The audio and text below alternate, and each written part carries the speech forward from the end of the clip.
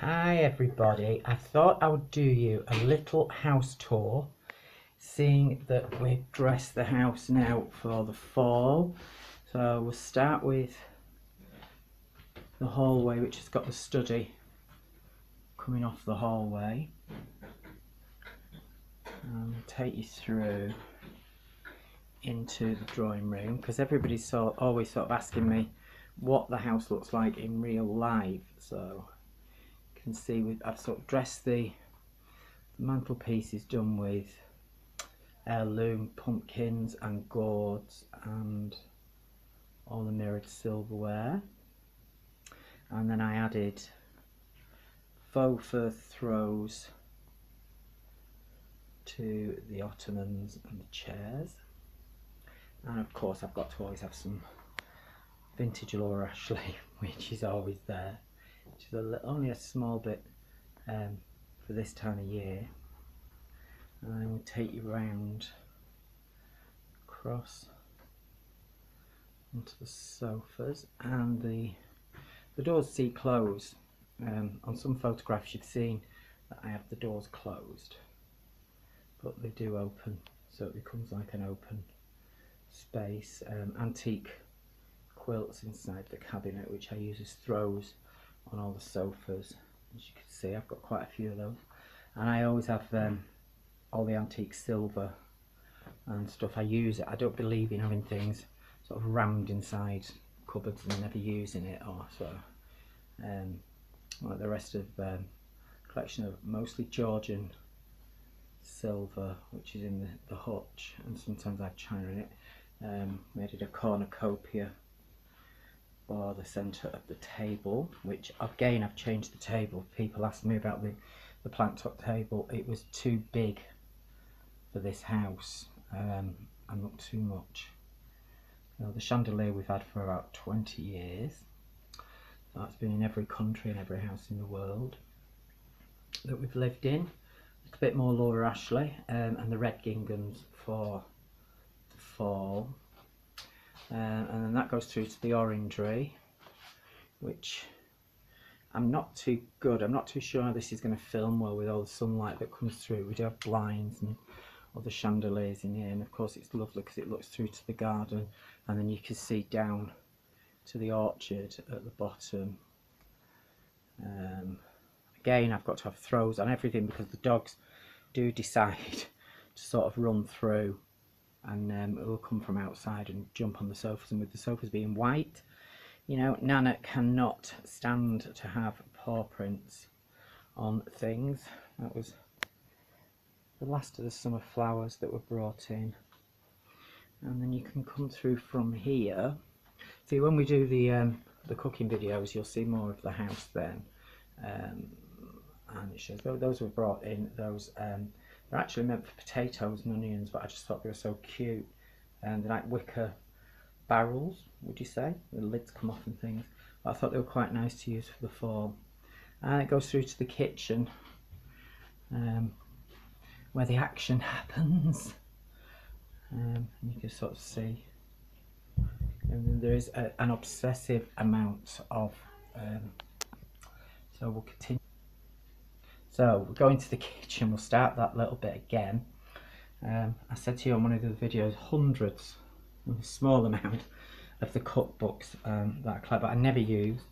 I just like to own them, mostly 60s and 70s ones. Sort of come round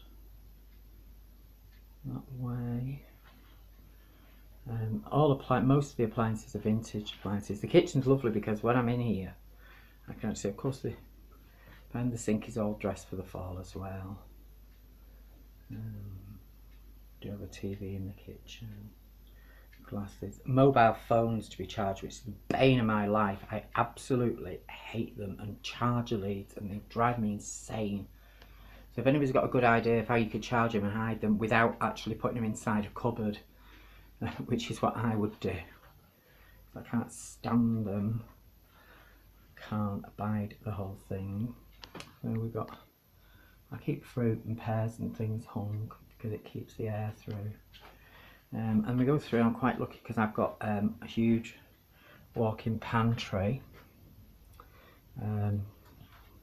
which also has a door out to the kitchen garden, and the dishwashers and things are in here as well. As you can see, I've got a steamer plugged in ready, so I'm going to start to make dinner soon. But I keep all things like toasters, wine coolers. There's another kettle in here as well. Eggs. Then I keep all the dried, dried fruit, flowers, stuff like that. Is always stored in here. Microwaves. I can't buy things like microwaves on show, toasters on show. I can't absolutely stand it. Then all the everyday, these multiples of scales, jugs, places to keep pressed glassware, toast racks, things that obviously you don't use throughout the day, only once a day. Masses of cake stands. All the white stuff is sort of everyday china and crockery that I don't use for special occasions, just for us. And then you see, you go from here to this used to be the garage, and because again I can't stand things like fridges on show, there's extra.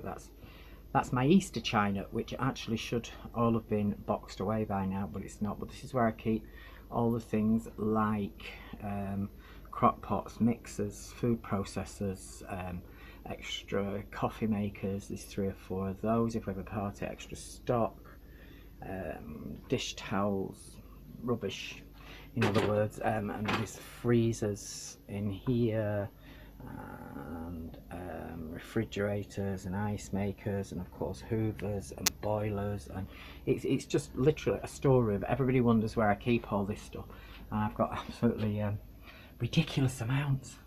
And then there's the cabinetry is just, it's obscene with the china and things. If I open a door, see, more chargers for phones which have been hidden in cupboards, which I absolutely loathe, and china is just in an absolute abundance everywhere you look. And it's quite a nice kitchen because it's not huge. I think this makes it look smaller than it really is, but it's nice. It's sort of like we're a coffee station and percolators, coffee makers, all that carry on. And it comes straight through into the dining room, which I quite like. I've never had a house that does this before. As you can see, the e-cig keeps following because I keep carrying it and putting it down everywhere we go. And then it goes back through to the living room. As I said, we changed it from all the yellow floral for the fall, and it's the first time I always have the white linen curtains which go up around now, and they'll take us right through then to spring till I put the yellow Laura Ashley ones back. But it's the first time we've never had, well, I say me, that usually it's always florals and flowers and quite that, and I think it looks quite well, not masculine, but it's got a more played down version before we start to dress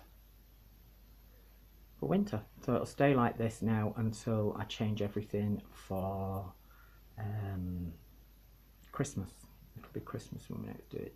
And of course TVs in inside armoires and things, because I again can't abide televisions in drawing rooms. I think it's vile. Now there you go, and it goes back through that way. So hope you liked it, and catch you this week for this week's cookery course. Bye.